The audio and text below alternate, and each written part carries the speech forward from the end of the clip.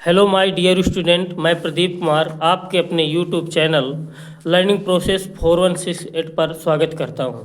चलिए बच्चों, जैसे कि हम चैप्टर वाइज इम्पॉर्टेंट क्वेश्चन करवा रहे थे, वो बीच बीच में हमारे होते ही रहेंगे। इसमें हम क्या कर रहे हैं, अब बीच बीच में ये मॉडल पेपर भी करवा रहे हैं, जिससे आपको ये पता चलता रहे कि किस तरह से हमारा पेपर आता है, और इससे जो है बहुत ही तुम लोगों को हेल्प होगी। ज्यों का त्यों जो है क्वेश्चन उसी प्रकार के मिलेंगे। ठीक है, तो हम जो है आज पहला मॉडल पेपर स्टार्ट कर रहे हैं, जिसमें से ऑब्जेक्टिव आज करवाएंगे। आपका जो पेपर होता है वो 20-30 नंबर का उसमें OMR शीट में भरने के लिए हुआ करते हैं, और जो फिर इसके बाद रिटन होता है। ठीक है ना, तो 2 पार्ट्स में रहता है। वो हम आज OMR शीट वाले जितने भी ऑब्जेक्टिव हैं 20 नंबर के आते हैं उनको करेंगे। अगर समय रहा तो फिर आगे करेंगे, नहीं तो फिर नेक्स्ट अगले दिन करेंगे। ठीक है, उसको पूरा करेंगे। तो एक एक करके हम मॉडल पेपर भी करते जाएंगे। इससे जो है तुम लोगों को बहुत ही सुविधा होगी और हर चैप्टर से क्वेश्चन मिलेंगे। ठीक, और ये जो है बहुत इंपॉर्टेंट है। ज्यों कहते हैं उसी प्रकार से क्वेश्चन पूछे जाएंगे। जो यहाँ हैं यही क्वेश्चन पूछ लिए जाते हैं। ठीक है, तो हम स्टार्ट करते हैं। जैसे ये हमारा मॉडल पेपर है, इसमें से खंड आ में कितने क्वेश्चन दिए रहते हैं, ये 20 ऑब्जेक्टिव रहते हैं। ये 20 ऑब्जेक्टिव, ठीक है, यहाँ तक के। इन सब को हल करके हमें जो भी आंसर होता है OMR शीट में भरना होता है। तो हम स्टार्ट करते हैं खंड आ। जैसे खंड आ डाल दें, खंड आ। खंड आ के सारे क्वेश्चनों को हम करेंगे। जो भी आंसर आएगा वो फिर हमें OMR शीट में भरना होता है, लेकिन हम यहाँ पे जो है इन क्वेश्चनों को कर रहे हैं। जैसे पहले में कह रहा है, यदि 26,156 का यदि 26,156 का लासा 156 है तो मासा का मान है। ठीक है, पहला है यदि 26,156 का लासा दिया है, लासा कितना है 156 है, तो हमें बताना है मासा का। तो मासा हमें ज्ञात करना है। ठीक, तो मासा का सूत्र हम बताए थे। मासा बराबर क्या होता है, मासा बराबर पहली संख्या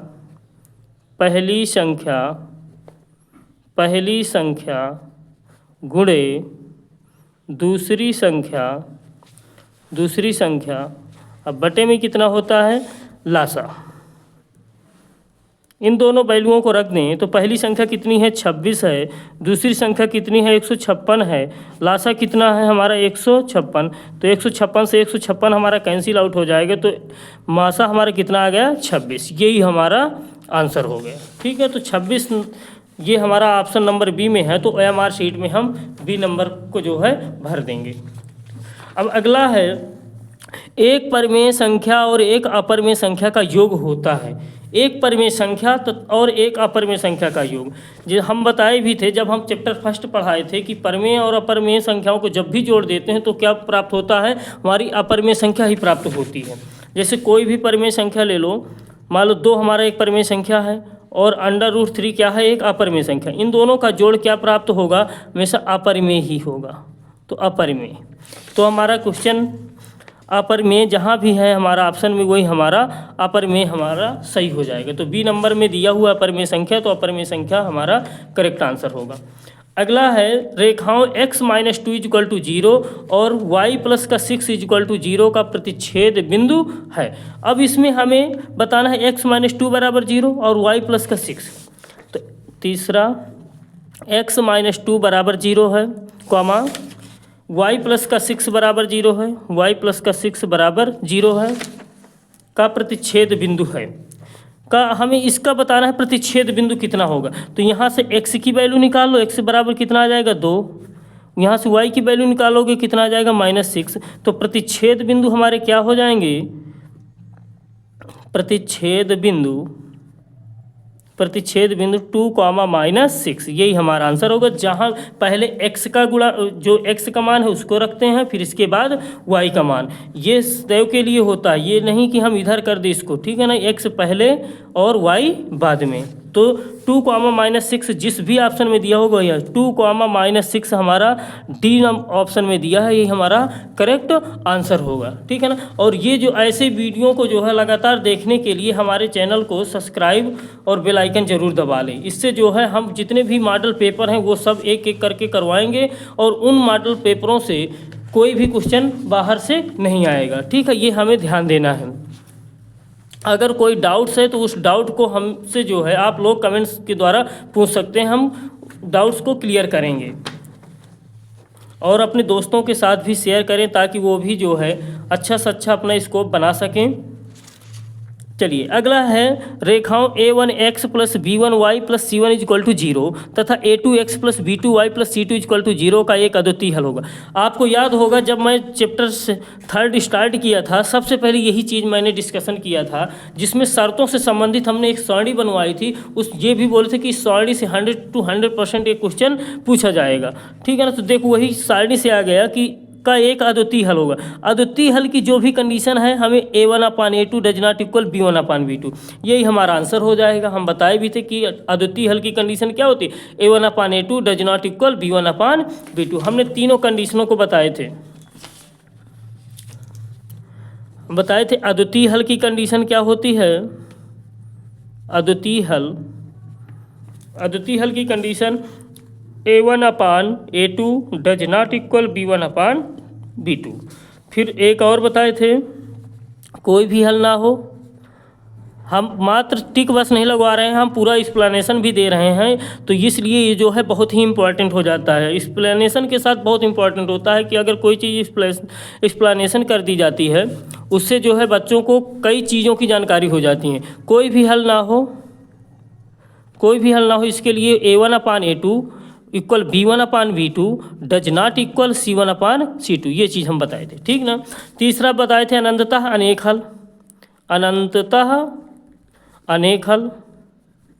अनेक हल हो। इसके लिए बताए थे तीनों क्या होते हैं, इक्वल होते हैं। a1/a2 equal b1/b2 equal c1/c2। ठीक है। तो हम बताए थे यहाँ से जो है 100% एक क्वेश्चन पूछा ही जाता है और वही क्वेश्चन आ ही गया। ये भी बताए थे अद्वितीय हल की रेखाएं कैसी होती हैं, प्रतिच्छेद। इसकी रेखाएं कैसी होती हैं, प्रतिच्छेद करती। इसकी रेखाएं कैसी होती हैं, समांतर होती हैं। इसकी संपाती होती हैं। ठीक। चलिए अगला देखते हैं। अगला क्वेश्चन देखिए, यदि समीकरण 5x² - 3x + 2 = 0 के मूलों का योग होगा। ठीक है, मूलों का योग ये भी हमने बताए थे कि यहाँ से भी क्वेश्चन जरूर बनते हैं। सेकंड चैप्टर का है मूलों का योग। मूलों के योग का सूत्र बताए थे -b/a, या फिर ऐसे बताए थे -x का गुणांक अपान में क्या बताए थे, x² का गुणांक। ठीक। तो पांचवा है समीकरण दिया 5x² - 3x + का 2 = 0। 5x² - 3x + का 2 = 0 के मूलों का योग। मूलों का योग का सूत्र होता है मूलों का योग बराबर -x का गुणांक अपान x² का गुणांक। x का गुणांक अपान x² का गुणांक। तो x का गुणांक कितना है, -3, माइनस सूत्र का हुआ और x का गुणांक कितना, -3 पहले से। ठीक। x² का गुणांक कितना है, इसके गुणांक में कितना लिखा हुआ है, 5। ठीक है। तो इस चीज़ को बहुत ही आसानी से समझ पा रहे होंगे कि -x का गुणांक क्या होता है, जो x के इसके गुणे में लिखा है। ठीक है ना। तो ये -3। x² का गुणांक जो x² के गुणे में लिखा वही। ठीक।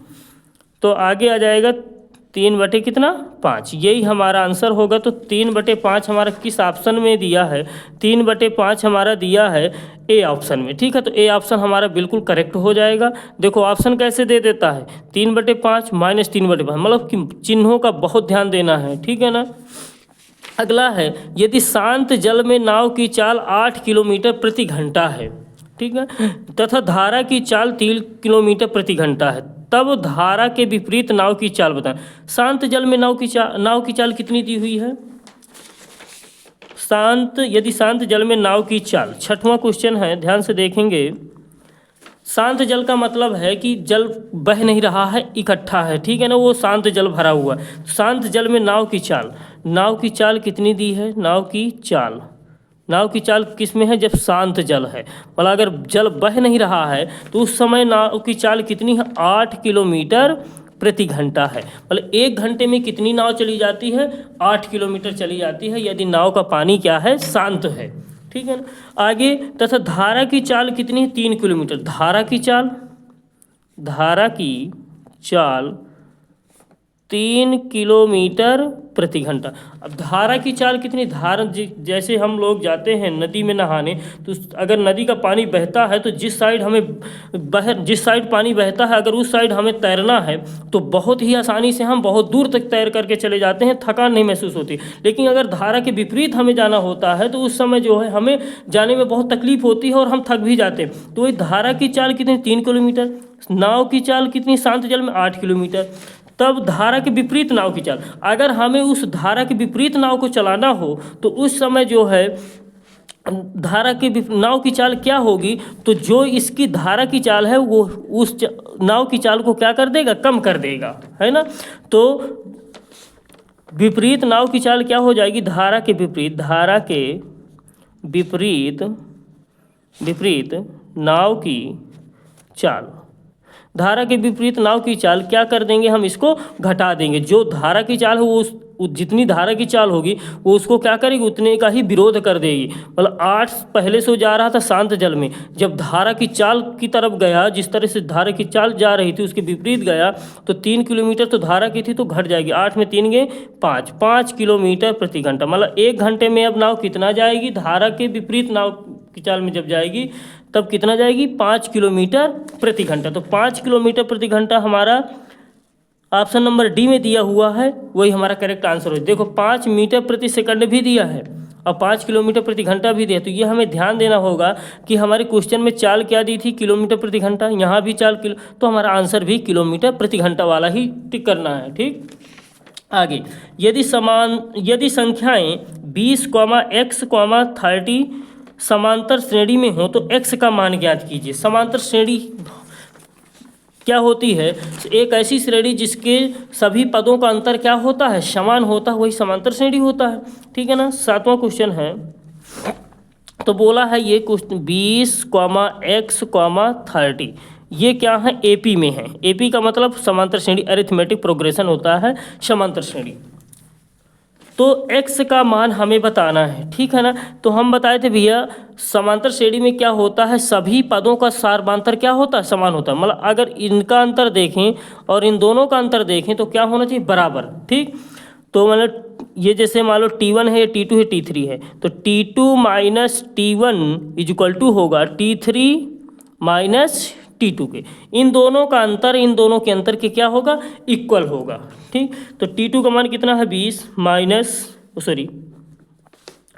T2 का मान कितना है? x माइनस T1 का मान कितना है? 20 इक्वल टू T3 का मान कितना है? 30 माइनस T2 का मान कितना है?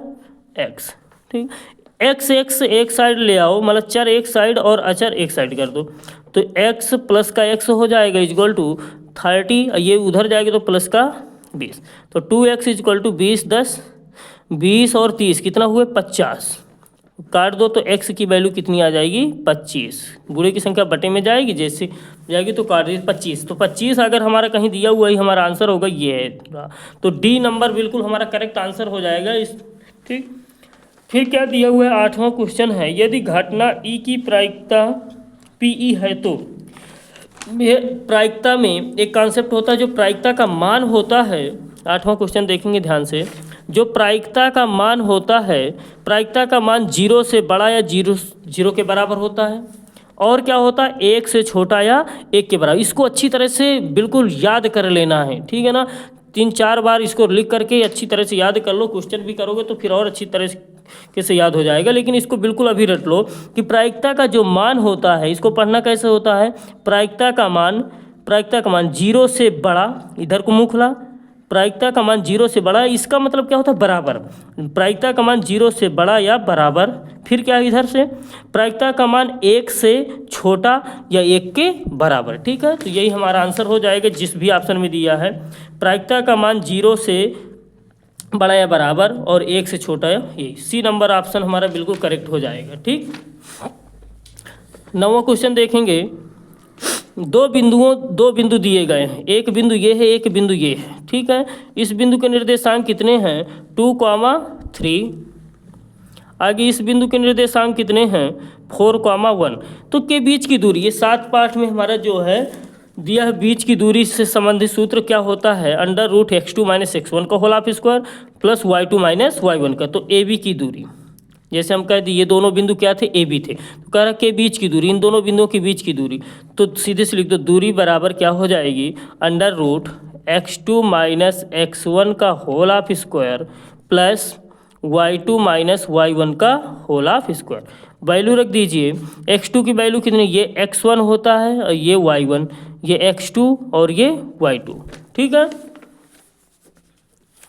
तो हमारा x2 कितना है 4 माइनस का 2 का whole of square plus y2 कितना है 1 - 3 का होल ऑफ स्क्वायर। तो 4 में से 2 घटाएं कितना आएगा 2 का वर्ग और फिर यहाँ -2 का वर्ग, 2 दूनी 4 और प्लस 2 दूनी 4, 2 बार में माइनस प्लस ही हो जाएगा, 4 4 8। 8 को हम क्या लिख सकते हैं 2√2 भी लिख सकते हैं, क्योंकि 8 के 2 गुणे 2 गुणे 2 फैक्टर होंगे 2 का। तो 2√2 जिस भी ऑप्शन में हमारा दिया हुआ है वही हमारा करेक्ट आंसर हो जाएगा। तो 2√2 हमारा सी ऑप्शन में दिया गया है, यही हमारा करेक्ट आंसर होगा। तो 10वां क्वेश्चन देखते हैं। बहुपद 3x² + 5x - 2 के शून्यकों का योगफल। देखो दोबारा एक क्वेश्चन आ गया, सेम इसी तरह का क्वेश्चन हमने देखा है 5वें नंबर में। ठीक है ना, 5वें नंबर में दिया है 5x² - 3x + 2 = 0 के मूलों का योग। ठीक है ना, मूलों का योग या कहो शून्यकों का योग। ठीक है ना, यहाँ पे बस अंतर क्या होता है, जैसे यहाँ पे बराबर में कितना दिया था 0, तो ये समीकरण था और ये क्या है बहुपद से आ गया है, तो बराबर में 0 बस नहीं है, बाकी सूत्र वही है हमारा। तो लगाएंगे शून्यकों का योगफल।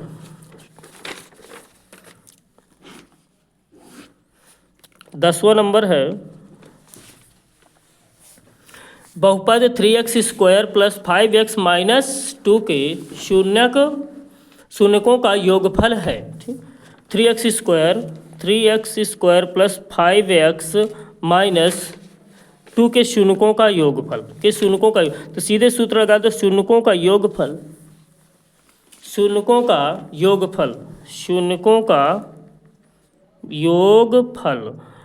का योगफल बराबर कितना होता है x का गुणांक माइनस x का गुणांक अपान में x² का गुणांक।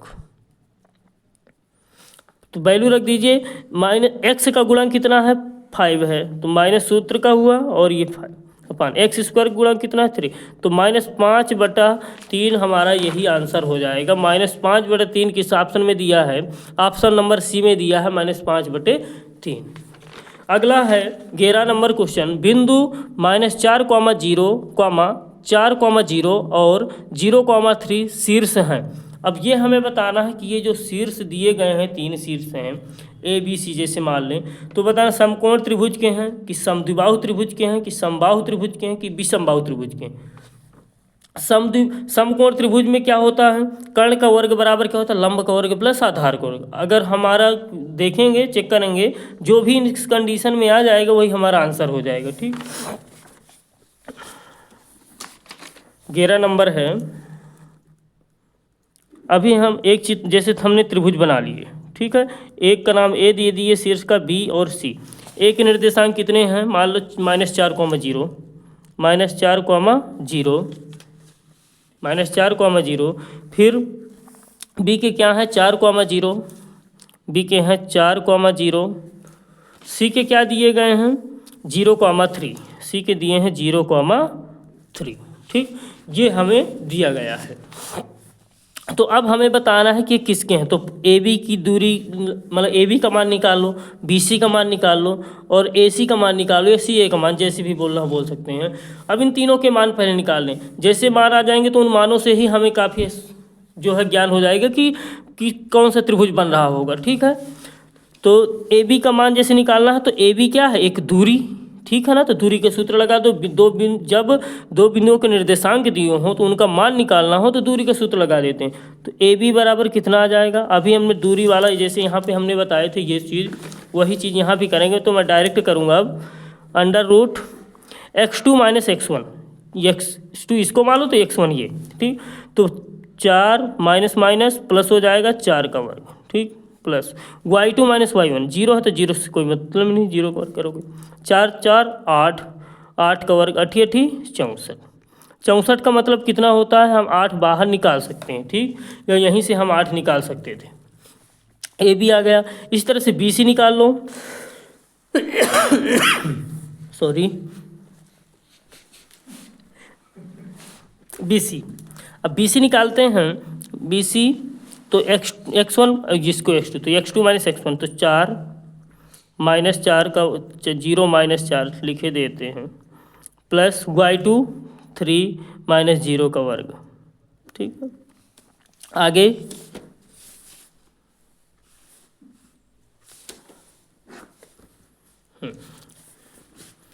अब आगे इसमें 4 चौको 16 √16 अब प्लस 3 में 0 घर 3 ही आएगा, 3 त्रिकाई 9, तो 16 9 25। बी सी का मान कितना आ गया, बी सी का मान आ गया हमारा 5, ठीक है। हमारा ए बी का मान आया है 8 आ गया, बी सी का मान कितना आया 5 आया। अब ए सी भी निकाल लें, तो ए सी का मान निकाल लो। ए सी बराबर x2 - x1 -4, 0 x2 - x1, चाहे इसको मान लो x2 - x1, x2 - x1, हालांकि कोई दिक्कत नहीं हुआ करती, चाहे इसको x1 मानो चाहे इसको x2 मानो।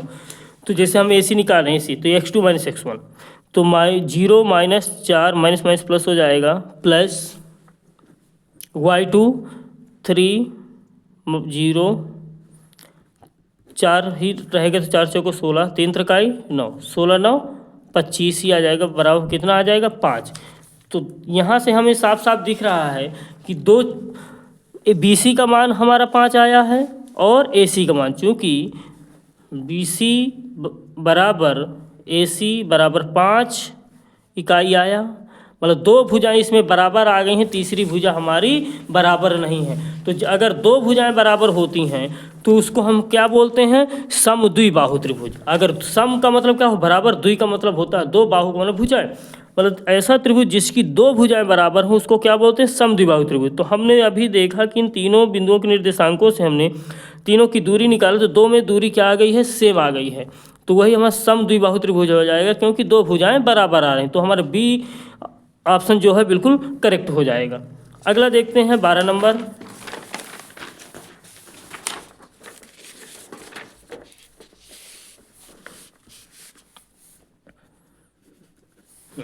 बारह नंबर क्वेश्चन क्या कह रहा है, ध्यान से देखेंगे। यदि sine A is equal to कितना दिया है, sine A is equal to 3/4 है, तो tan ए का मान हमें बताना है। Sine A is equal to 3 में कितना है 4, तो हमें tan ए का,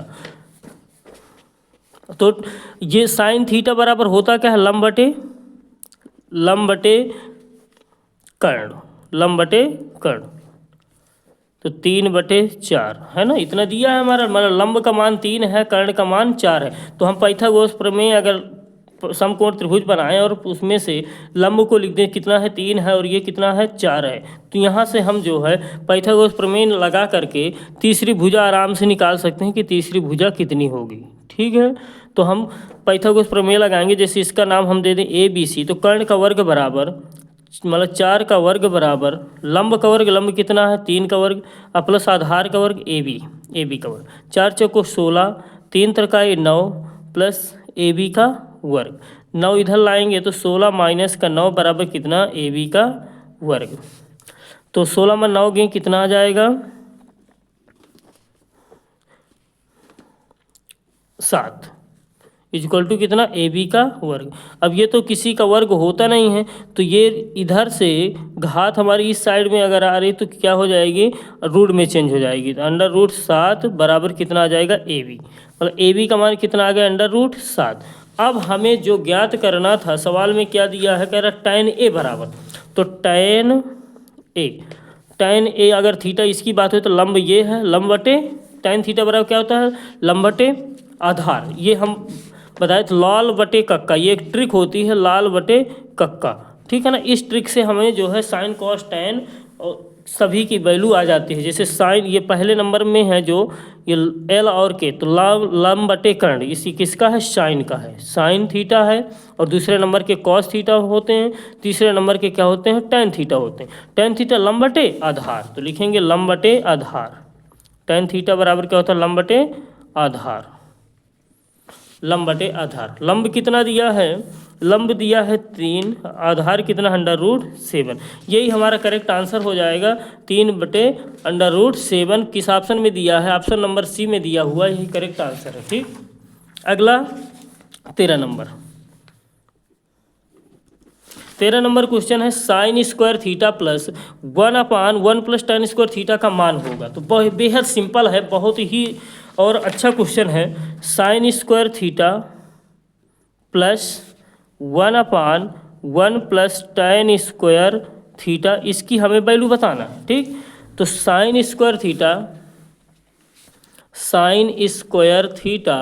plus 1 plus tan square theta बराबर एक सर्वसमीका है। 3 सर्वसमीकाएं होती हैं, sine square theta plus cos square theta बराबर 1, और फिर दूसरी होती है 1 प्लस tan स्क्वायर थीटा बराबर सेक स्क्वायर थीटा, तीसरी है 1 प्लस कॉट स्क्वायर थीटा बराबर कॉसेक स्क्वायर थीटा। तो 1 प्लस tan स्क्वायर थीटा बराबर होता है सेक स्क्वायर थीटा, यहाँ पे लिखने को लिख सकते हो, चूँकि 1 प्लस tan स्क्वायर थीटा बराबर 1 प्लस tan स्क्वायर थीटा बराबर होता है सेक स्क्वायर थीटा। तो वही हमने इसकी जगह पे क्या रख दिए हैं, सेक स्क्वायर थीटा। अब एक सूत्र और होता है, चूँकि 1/sec थीटा बराबर होता है कॉस थीटा। अगर यहाँ स्क्वायर लगा है तो यहाँ भी स्क्वायर हम लगा देंगे। ठीक, तो इसकी जगह पे हम क्या लिख सकते हैं, कॉस स्क्वायर थीटा। तो sine square theta plus cos square theta, इसकी वैल्यू ऑलरेडी कितनी हो जाती है, ये पहली सर्वसमीका है, इसका मान कितना होता है 1। तो 1 जिस भी ऑप्शन में दिया होगा वही हमारा करेक्ट आंसर हो जाएगा। तो ऑप्शन नंबर डी हमारा बिल्कुल 100% करेक्ट आंसर होगा। ठीक, फिर अगला है, 21 सेंटीमीटर त्रिज्या वाले वृत्त के किसी चाप द्वारा केंद्र पर बना कोण कितना है, 60 डिग्री चाप की लंबाई होगी। बिल्कुल मात्र सूत्र का यूज करना है, सूत्र में रख देना है वैल्यू, आंसर आ जाएगा।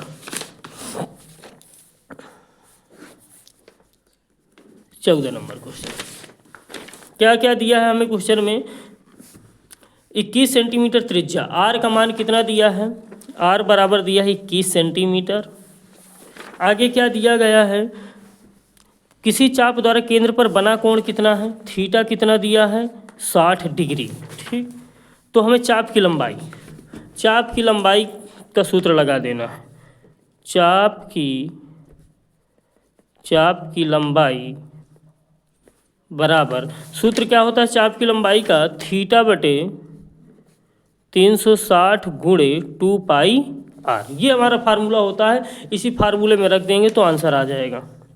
थीटा की जगह थीटा की वैल्यू रख दो, कितना है 60 बटे कितना 360 गुणे 2 पाई का मान 22/7, पाई के रूप में तो नहीं आता, नहीं, गुणे r का मान कितना है 21। अब काट दें, 0 से 0 कैंसिल, 6×6 36, 6 का नम 6, 6×6 36, यहाँ 7 त्रिक 21 और कट रहा है 3 दूनी 6, 2 से ये 2, तो कितना आ गया 22 सेंटीमीटर। सेंटीमीटर दिया है तो सेंटीमीटर ही हमें लगाना है। तो 22 सेंटीमीटर जिस भी ऑप्शन में दिया हो वही हमारा ऑप्शन करेक्ट हो जाएगा। डी ऑप्शन में दिया है तो 22 सेंटीमीटर हमारा डी ऑप्शन मिल रहा है, यही करेक्ट आंसर होगा। अगला है 15 नंबर क्वेश्चन, एक वृत्त की परिधि 22 सेंटीमीटर है, इस वृत्त के चतुर्थांश का क्षेत्रफल है। अब वृत्त की परिधि कितनी दी गई है,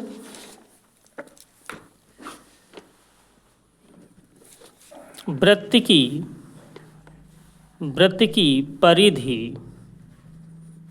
की परिधि बराबर कितना दिया गया है 22 सेंटीमीटर, वृत्त की परिधि 22 सेंटीमीटर।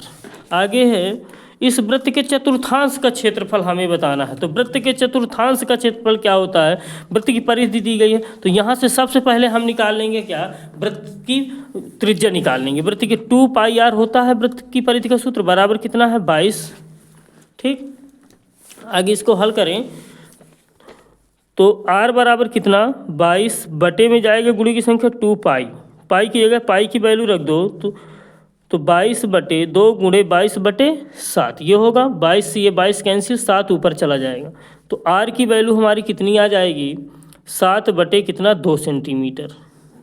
अब क्वेश्चन में आगे क्या बोला है, कह रहा है इस वृत्त के चतुर्थांश का क्षेत्रफल। वृत्त का क्षेत्रफल क्या होता है पाई r स्क्वायर, चतुर्थांश बोला है मतलब कि चौथा भाग करना है तो 1/4 कर देंगे। ठीक, तो सीधे से सूत्र लगा दो, वृत्त के चतुर्थांश का क्षेत्रफल, वृत्त के चतुर्थांश का क्षेत्रफल बराबर, वृत्त का क्षेत्रफल होता है पाई r, वृत्त का क्षेत्रफल होता है पाई r स्क्वायर। ठीक, चतुर्थांश बोला है तो बटे में 4 लगा दो। ठीक, 1/4 कर देंगे, उसका तो चतुर्थांश हो जाएगा तो 1/4, पाई की जगह पाई का मान रखो 22/7, r की जगह r का मान रख दो 7/2 है तो 2 बार लिख दो 7/2 गुणे 7/2। तो 7 से ये 7 कैंसिल हो जाएगा, 2 से ये 11 बार में कैंसिल हो जाएगा। अब आगे कितना बचा हमारा 11 सते 77 बटे कितना 4 दूनी 8। तो यही अगर हमारा कहीं ऑप्शन में दिया हो तो यही हो जाएगा। दिया है 77/8 सेंटीमीटर स्क्वायर, क्योंकि सेंटीमीटर है तो सेंटीमीटर स्क्वायर। स्क्वायर क्यों लगाते हैं, जब भी किसी का भी क्षेत्रफल निकालना हो, किसी का भी क्षेत्रफल निकालने की बात आएगी तो हमें क्या लगाना होता है, जब भी क्षेत्रफल निकालने की बात होगी तो जो उसका इकाई होती है वो क्या स्क्वायर लगाएंगे। ठीक ना, अगर इस स्क्वायर को नहीं लगाओगे तो ये भी गलत माना जाएगा। तो 77/8 हमारा किस ऑप्शन में दिया हुआ है, ए ऑप्शन में दिया है। ए ऑप्शन हमारा करेक्ट आंसर हो जाएगा और जो है इसका भी जो सोल्यूशन है ये रहा। अगला क्वेश्चन है, एक बक्से में 16 नंबर क्वेश्चन है, एक बक्से में 6 नीले 4 सफ़ेद और 8 लाल कंचे हैं। यदि इस बक्से में से एक कंचा या द्रच्छा निकाला जाता है तो इसके नीले रंग का होने की प्रायिकता होगी। कंचे का ठीक है ना, कितने हैं 6 नीले कंचे हैं, 4 सफ़ेद कंचे हैं और 8 लाल कंचे एक बक्से में। ठीक है ना, तो कुल कंचे कितने हैं पहले ये देखेंगे, 16 कुल कंचे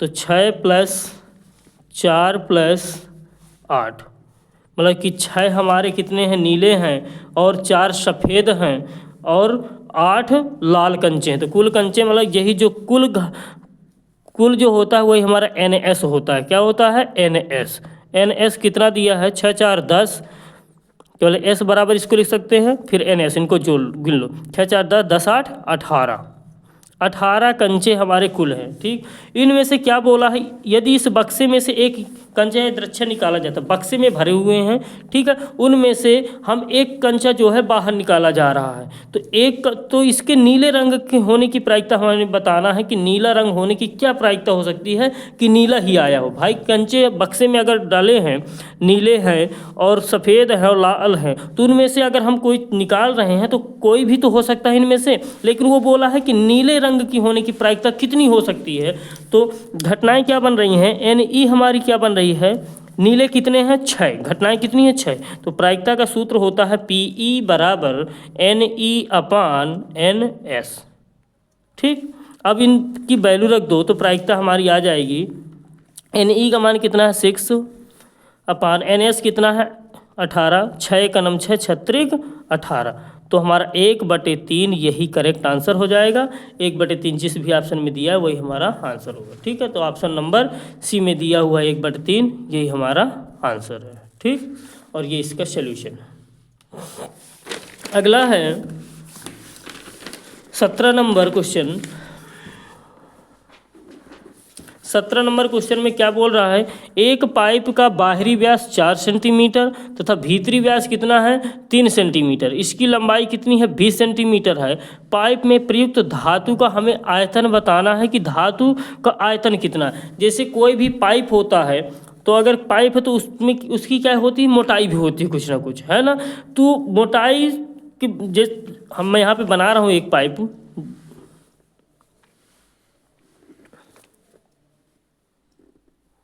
ये जैसे बेलन के आकार के होते हैं पाइप, है ना। ये जैसे इतना मोटा है अभी,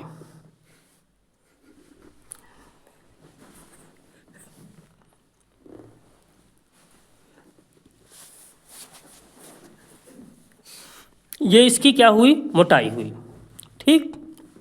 और यहाँ से पानी जाएगा, यहाँ से ये पानी जाएगा। तो क्या कह रहा है, एक पाइप का बाहरी व्यास यहाँ से लेकर के यहाँ तक का व्यास कितना दिया है, ये पूरा यहाँ से यहाँ तक का व्यास कितना दिया गया है, बाहरी व्यास है, बाहरी व्यास 4 सेंटीमीटर है। तो बाहरी त्रिज्या कितनी हो जाएगी, हम मान लेते हैं R1 इक्वल टू कितना, त्रिज्या क्या होती है, व्यास की आधी होती है, त्रिज्या क्या होती है, व्यास की आधी। तो 4/2 करोगे तो बराबर कितना आ जाएगा 2 सेंटीमीटर, मतलब बाहरी त्रिज्या कितनी आ गई हमारी 2 सेंटीमीटर। आंतरिक त्रिज्या, चाहे इसको R2 मान लेना चाहे R1 मान लो, जो भी मानना हो, चलिए हम R1 ही मान लेते हैं। आगे दिया भीतरी व्यास, अब यहाँ से यहाँ तक का व्यास दिया है, ये इतना, यहाँ से यहाँ तक का व्यास दिया है। भीतरी व्यास कितना है, भीतरी व्यास कितना दिया गया है हमारे क्वेश्चन में 3 सेंटीमीटर। तो भीतरी त्रिज्या निकाल लो R2 कितनी हो जाएगी, 3/2 करोगे बराबर कितना 1.5 आ जाएगा, 1.5 सेंटीमीटर। भाग देंगे तो 2 एकम 2, 1 बचेगा, दशमलव लगाओगे, 0 बढ़ाओगे 10 बन जाएगा, 2 पंचे 10। तो R2 हमारा कितना आ गया 1.5 सेंटीमीटर, 2 से भाग देने पर आया है 1.5 सेंटीमीटर, ठीक है। अगर कोई डाउट है तो हमें डाउट जो कमेंट्स में पूछ सकते हैं, हम उस डाउट को बिल्कुल क्लियर करेंगे। और रेगुलर जो है इसी तरह की वीडियो पाने के लिए हमारे चैनल को सब्सक्राइब कर लें, तो जैसे हम वीडियो यहाँ से अपलोड करेंगे आपके पास तुरंत पहुँच जाएगा, ठीक। तो उस चीज़ को जो है आप पूरा जो है फ़ायदा ले सकते हैं। तो हमें क्या बताया है, पाइप में प्रयुक्त धातु का आयतन। हमें धातु यहाँ जैसे पाइप है तो अंदर तो ये खोखला होता है और ये इसकी मोटाई है, तो यहाँ कितना जो है इसमें आयतन होगा, इस धातु का आयतन कितना होगा, ठीक है ना। आयतन का मतलब होता है कोई चीज़ कितनी वस्तु से बनी हुई है, तो इस चीज़ को हमें बताना है। तो कैसे करेंगे, यहाँ पूरे में से क्या करो, जैसे ये पूरा है, पूरे में से कितना अंदर वाला हम अगर माइनस कर देते हैं तो यही चीज़ हमारा आ जाएगी, ठीक। इस पूरे में से इस चीज़ को क्या कर दें, हम माइनस कर दें, तो यहाँ का हमारा जो है आ जाएगा, यही तो धातु है, ठीक। सूत्र होता है पाइप में प्रयुक्त धातु का आयतन, तो सीधे से लगा दो सूत्र, तो पाई R1 का वर्ग माइनस R2 का वर्ग, R1 का वर्ग माइनस R2 का वर्ग इनटू में क्या होता है H कितनी दी है, कह रहा 20 सेंटीमीटर लंबाई है, लंबाई उसकी क्या हो जाएगी, ऊंचाई। कोई भी अगर हमारा जैसे ये हमारा पेन है, इसकी लंबाई और इसको ऐसे खड़ा कर दें तो यही इसकी क्या हो जाएगी, ऊंचाई हो जाएगी, ठीक है ना। तो लंबाई ही ऊंचाई के बराबर, तो वैल्यू रख दें पाई। R1 का मान कितना है 2 है, ठीक है, तो 2 का वर्ग माइनस R2 का मान कितना है 1.5 का वर्ग, H का मान कितना है 20, तो ये 20। अगर यही हमारा ऑप्शन में दिया है तो यही करेक्ट हो जाएगा। देखते हैं ऑप्शन नंबर बी में, हमारा ऑप्शन नंबर बी बिल्कुल हमारा करेक्ट आंसर है, इतने ही दिया है। अगर हल करके दे देता तो इसी को हमें क्या करना है, हल कर लेते, ठीक है ना। तो मैं आशा करता हूँ कि ये चीज़ आपके समझ में आ रही होगी। 18 नंबर क्वेश्चन है, 18। वैसे तो ये क्वेश्चन बहुत ही इजी है, एक एक का एक्सप्लेनेशन दे रहे हैं इसलिए इतना टाइम लग रहा है, नहीं तो ये खींच करके 8 से 10 मिनट के हैं। किसी शंकु का आयतन होता है, अब शंकु का आयतन डायरेक्ट यहाँ पे देखिए फार्मूला पूछ लिया, तो हमें फार्मूले सबसे पहले एक काम करना है, हमें फार्मूले जितने भी हैं सब एकदम लर्न होना चाहिए। तो एक किसी शंकु का आयतन कितना होता है, जो बेलन का आयतन होता है बस उसी का 1/3 हो जाता है हमारा शंकु का आयतन। बेलन का आयतन होता है πr²h, शंकु का कितना हो जाता है 1/3। तो ये हमारा करेक्ट आंसर हो जाएगा, ऑप्शन नंबर ए में ही दिया गया है। फिर 19 नंबर क्वेश्चन है। 19 नंबर क्वेश्चन कह रहा है आंकड़ों 2, 8, 4, 6, 5 की माध्यिका है। अब हमें माध्यिका बताना है। आंकड़े क्या दिए गए हैं, 2, 8, 4, 6, 5 की माध्यिका बताना है। क्या बताना है हमें, माध्यिका। तो सबसे पहले हमें देखना होता है कि आंकड़े हैं कितने, 1, 2, 3, 4, 5, 5 आंकड़े हैं, ठीक है। 5 हैं तो 5 का मतलब क्या है, विषम है। माध्यिका निकालने के लिए 2 सूत्र हैं। एक तो अवर्गीकृत आंकड़े दिए हैं तो उनके लिए 2 सूत्र हैं, फिर अगर वर्गीकृत आंकड़े दिए होते हैं तो उसके लिए एक और सूत्र हो जाता है। मतलब कुल मिला के 3 प्रकार के क्वेश्चन आ सकते हैं। तो यहाँ पे आंकड़े कितने हैं, 1, 2, 3, 4, 5 विषम हैं। तो जब भी विषम आंकड़े होते हैं उनके लिए इस माध्यिका का सूत्र होता है n+1/2वां पद, ठीक। तो हमें क्या करना होता है, माध्यिका निकालने के लिए सबसे पहले आंकड़ों को एक क्रम में रखना होता है। या तो हम आरोही क्रम में रख लें या हम अवरोही क्रम में रख लें, ठीक है। ये हमारी इच्छा के किसी भी क्रम में हम रख सकते हैं, बस हमें ये ध्यान देना है कि कोई ना कोई क्रम में ज़रूर रखना होगा, ठीक। तो मैं आंकड़ों को अवरोही में लिख लो चाहे आरोही क्रम में लिख लेते हैं। आरोही क्रम में लिखने पर मैं इसका ट्रिक भी बता दूंगा और इसको जो है सूत्र से भी हल करवाएंगे, ठीक है। आंकड़ों को आरोही क्रम में लिखने पर, आरोही का मतलब क्या होता है, बहुत सारे बच्चों को ये भी दिक्कत होती है, आरोही का मतलब ही भूल जाते हैं कि आरोही में आ होता है बढ़ते कि अवरोही में। आरोही का मतलब होता है बढ़ते। मैं इस चीज़ को क्लियर करूं कि बढ़ते क्रम कैसे समझोगे। बड़ा आ लिखा हुआ है, बड़ा आ का मतलब बढ़ते, ठीक है ना। जिसमें बड़ा आ आए ध्यान देंगे कि जैसे भी क्वेश्चन आएगा तो ये बात तुरंत याद आएगी कि हाँ बताया गया था कि बड़ा आ रहा है तो वहाँ पे क्या है, बढ़ते क्रम। तो बड़ा आ मतलब बढ़ते क्रम। तो बढ़ते क्रम में लिख देना है। बढ़ते क्रम का मतलब पहले छोटी, फिर उससे बड़ी, फिर उससे बड़ी, फिर उससे बड़ी। सबसे छोटी यहाँ पे कौन सी दी है, 2, फिर से बड़ी 4, फिर से बड़ी 5, फिर से बड़ी 6, फिर से बड़ी 8। अब माध्यिका की अगर बात करें, माध्यिका का मतलब मध्य का पद है ना। यहाँ से 2, यहाँ से 2, बीच में कोई मिल रहा है क्या, बिल्कुल हमें मिल रहा है 5। तो यही हमारा आंसर हो जाएगा। मतलब बीचों बीच का पद हमारा क्या होता है, माध्यिका होती है। साइड से 2 इधर से जा रहे हैं, 2 इधर से, बीच में हमारा कोई पद मिल रहा है, इसका मतलब यही हमारी माध्यिका है, ठीक है। सूत्र से करें तो चूंकि यहाँ पे लिखोगे चूंकि n बराबर कितना है, 5 है, जो कि क्या है, विषम, ठीक। अब विषम है तो माध्यिका का सूत्र होता है माध्यिका बराबर, ऑब्जेक्टिव के लिए सब लिखना नहीं पड़ता है लेकिन अगर हल करने के लिए आ गया ये चीज़ लिखना पड़ेगा। माध्यिका बराबर होता है n+1/2वें पद का मान। तो n की जगह n का मान रखो, 5 प्लस का 1/2वें पद का मान, ये वही चलेगा, वें पद का मान। 5 1 कितना हो जाता है, 6, 6/2वें पद का मान, 2वें पद का मान, 2 3 6 मतलब 3वें पद का, लास्ट में क्या आया, 3वें पद का मान। अब हम देखेंगे जो आरोही क्रम लिखे थे उसका मतलब क्या है, यहीं से ये इसका मतलब हो जाता है। जैसे 3वां पद लिखा है, इसमें देखेंगे 3वां पद कौन है, पहला, दूसरा, तीसरा, है ना। 3वें पद का मान कितना है, 5। यही हमारा करेक्ट आंसर होगा, ठीक। तो ऑप्शन नंबर हमारा जो है ट्रिक से कर लो। ट्रिक से तो बिल्कुल इजी है, दोनों साइड से हमें बीचों बीच, माध्यिका का मतलब भी होता है मध्य का पद, बीचों बीच का पद हमें देखना होता है। बीचों बीच हमारा 5 मिल रहा है। अगर हाँ दिमाग में ये भी चल रहा होगा कि सर अगर मान लीजिए कहीं 6 पद होते, जैसे मैं यहाँ पे अब क्लियर ही कर दूँ इस चीज़ को, जैसे 2 है, 4 है, 5 है, 6 है, 8 है, मान लो और आगे कोई दिया होता कितना, 10 कर दें, ठीक है।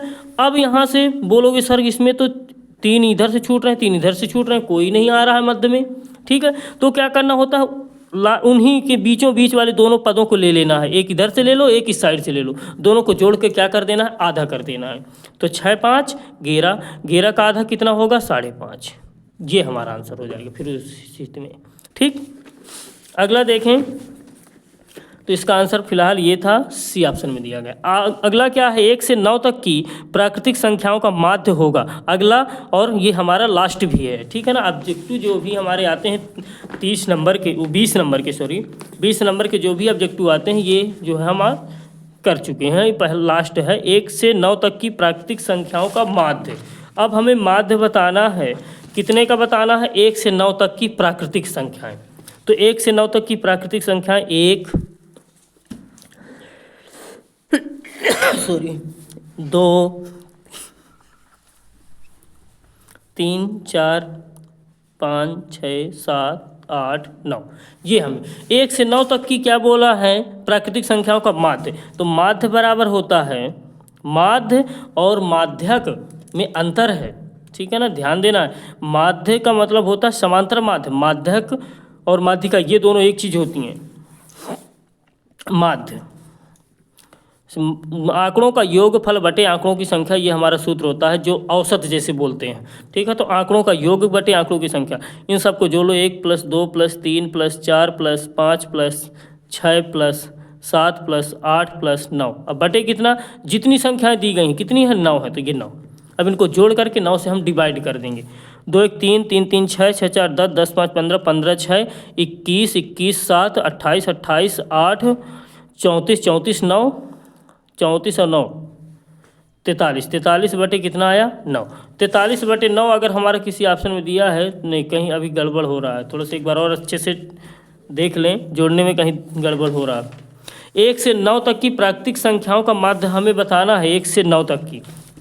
तो 2 1 3 3 3 6 6 4 10 10 5 15 15 6 6 5 21 हो जाएगा, 21 21 7 28 28 8 36 28 8 36 36 और 9 45 45 बटे कितना आएगा?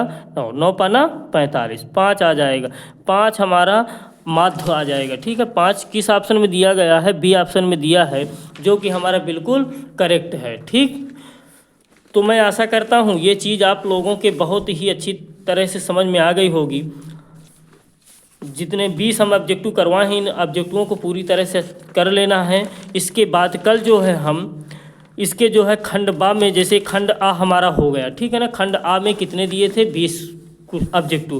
तो अब खंड बा में हम पहुंचेंगे, कल जो है करवाएंगे। ऐसे जो है दो दिन में एक मॉडल पेपर हम ख़त्म करेंगे, ठीक है, ज़्यादा भार नहीं, जितना कर सकें।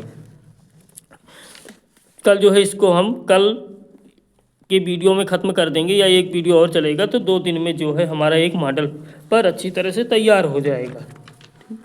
और अगर हमारा ये प्रयास आप लोगों को अच्छा लग रहा है तो लाइक शेयर कमेंट से ज़रूर करें, ठीक है। और ऐसे वीडियो को पाने के लिए हम जो है 2025 में बेस्ट से बेस्ट जो है रिजल्ट बच्चों को दे सकें, उसके लिए जो है हम प्रयासरत हैं। और इसमें आप लोगों की जो है भूमिका भी बहुत महत्वपूर्ण रहेगी। आप लोग भी मेहनत करें। थैंक्स।